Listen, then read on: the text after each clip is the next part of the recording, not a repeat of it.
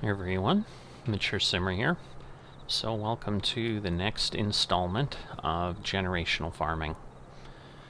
For those who aren't aware of what we're doing here, generational farming is something that's taken place in Farming Simulator Network, otherwise known as FSN, which is a multiplayer community where we go ahead and play on various servers. There's over 100 of them at this point. I think we were approaching 200 at some point, but I think it shrunk down as they've been doing some consolidation and so forth. But, not sure how I missed that. It shouldn't really be off, but the goal of generational farming is simple. It's a competition to basically see who can win or get and accumulate the most money, however you want to call it. It's not really win, because it's not as if we're getting cash prizes for doing something. We're just farming and basically trying to build the most profitable enterprise. How about that? I do not know why that is refusing to pick that up, but I may need to come back and hit some other directions. It's very strange, because I've not had this issue, and I've done this dozens of times at this point on this field, because this is now, we're going to be heading into year 7? Yeah. Now I've lost track. You'll see it on the thumbnail, because I keep track of things there, but this is the winter, so it's the year end of the final year, and my determination of how to best do what we're again tasked to do here is with grass. So I've done a lot of modeling, and the determination that I made pretty quickly, really within the first year of the first generation, was the most effective way to generate the most income on the farm by far is grass. I think it has a 10-to-1 improvement ratio over almost anything else.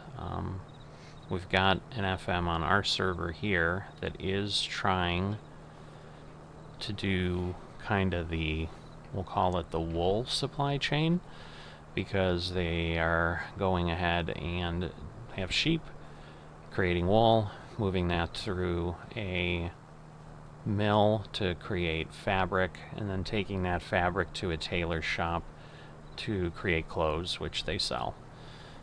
And they're doing well that way, but I think they're also doing a bunch of other things along with that.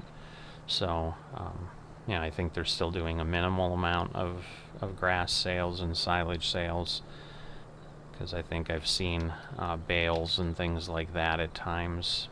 This is just terrible for picking things up today. I mean, sometimes when you go onto the road a little bit, so I have noticed my fields are very, very finicky. Like, if I'm a little bit over, it just refuses to do it. So I try to keep that tip on this side of the white line. But as you saw, even when I went back and did that, it just ignored some of that grass. And in the end, it's grass. It's not going to be no quantity, but it's just going to be a few liters, and we're selling for less than $200 per 1,000 liters for the silage that this is turning into.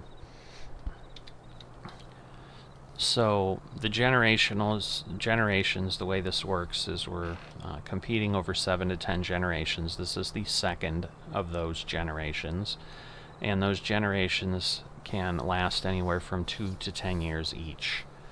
So kind of at the north end, the longest possible window we'd have would be 100 years.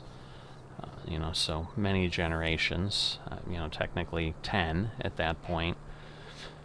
To as low as 14 years. And at this point, I think we're actually above 14 years just in the 2 generations, because the first year we went to year 8, and I'm not going to be surprised if we, in essence, do the same this year. Or more. We're supposed to get a year warning So at this point, like, we could see something in the next couple days and say, hey, we're gone next winter, which would put us at maybe 7, like I said. Alright, so if you know me, you know I can't stand knowing that I can just look up the data and give you information instead of talking like a bungling idiot and saying, I don't know, I don't know. So yes, this is year 6, so in theory we could only go 7 years if we suddenly get the comment, you know, now we've rolled over into January, into the next few days, and get told today or tomorrow that, hey, you're moving. But my guess is that's not going to happen because there's some work going on with an FSN revamp, and I think that's taking a lot of bandwidth. So I'm still assuming we're going to not extend beyond 10 years here. But I'm going to be honest, I wouldn't be surprised if perhaps we do, because it kind of gets lost in the complexity of the revamp process, and that we get extended a little bit. So, you know, we're proceeding, or I proceed normally as if till I get told I'm doing something else, this is what I'm doing. But what that turns into here on generational farming is a very predictable thing of harvest as much grass as I can, sell that as silage as profitably as I can, and do the steps I need in between to increase my yields. So that obviously means, you know, fertilizing the fields, obviously sampling them when I need to, when precision farming says we need to, and then you know, putting lime on every once in a while. So at the end of the year, like, those are the things I've got left here, is now I not only need to fertilize, I need to lime at some point. I may get to that today, I may not. You know, my focus right now is really actually to start selling some silage, but in the meantime, the price is actually lower than when I sold a little bit yesterday morning. So in 24 hours, the price has actually dropped as opposed to rising, which it kind of should be at this time of year, but it didn't. It went down a bit. So there's not a whole lot of incentive right now if I have a choice of, do I do what I'm doing, which is obviously pick up the last mowed grass that I had, or do I move silage? So right now I just want to see. Alright, so this sits at harvested. We picked it off the field in November, I believe.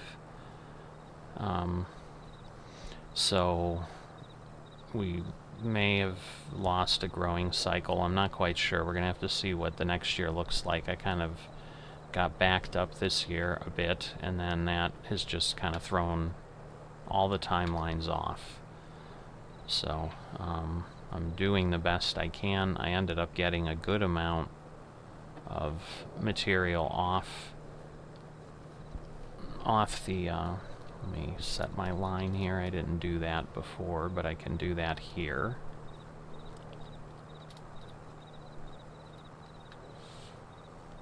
Alright, this will be a little bit further over than I need, but it'll work. And then you know, so I don't know if it's thrown my schedule off substantially or not. But that gives you kind of the update. I try to put these videos out in real time, or as close to real time as possible, at least making sure the video shows up during the day at some point as I'm working things, since that's kind of how this competition works and so forth. So, you know, as you can see, we just rolled over to January. So my goal will certainly be, I'm going to focus on getting the grass off the field at a minimum. I'm going to start moving some silage because I'm going to need the 2 days, maybe even a little bit more, of January and February to process things that are in there. So I'll probably divert and move a little bit out of each of these just so that they're processing. I've got a little bit of a problem here, so I'm going to take care of that. But at this point, that gives you that update, and I will see you next time.